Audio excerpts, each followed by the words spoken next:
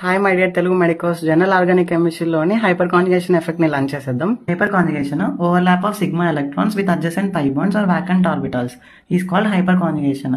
Definition అంత గుర్తుండదు, conceptual గా చూడండి. ఇక్కడ ఎగ్జాంపుల్ చూడండి. కార్బోకాటయాన్ ఒక గ్రూప్ పక్కన ఉండే కార్బన్ ని ఆల్ఫా కార్బన్ అంటాము. ఆల్ఫా కార్బన్ కి ఉండే హైడ్రోజన్స్ ని మనం ఆల్ఫా హైడ్రోజన్స్ అంటాం. 3 ఆల్ఫా హైడ్రోజన్స్ ఉన్నాయి కదా.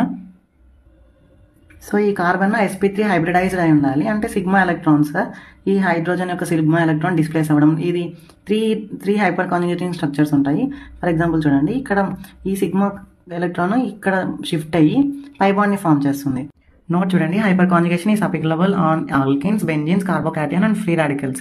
అంటే హైపర్ కాంజుగేషన్ ఆల్కిన్స్ పైన, బెంజీన్ పైన and carbocation and free radical రెండింటికి కేసు ఏమి కదా. సో వాటిపైన మాత్రమే హైపర్ కాంజుగేషన్ వర్క్ అవుతుంది. They should be at least 1 alpha hydrogen and sp3 hybridized carbon. అంటే sp3 హైబ్రిడైజ్డ్ కార్బన్ చుట్టుపక్కన ఒక్కటైనా ఆల్ఫా హైడ్రోజన్ ఉంటేనే హైపర్ కాంజుగేషన్ ఎఫెక్ట్ యాక్ట్ అవుతుంది. -H group +H group. -H group అంటే electron withdrawing groups and +H అంటే electronic donating groups.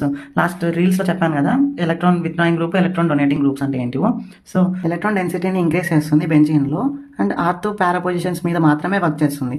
Meta position పైన ఎటువంటి సంబంధం ఉండదు.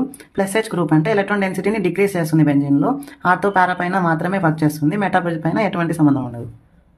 Next applications of hyper conjugation. First one stability of alkynes.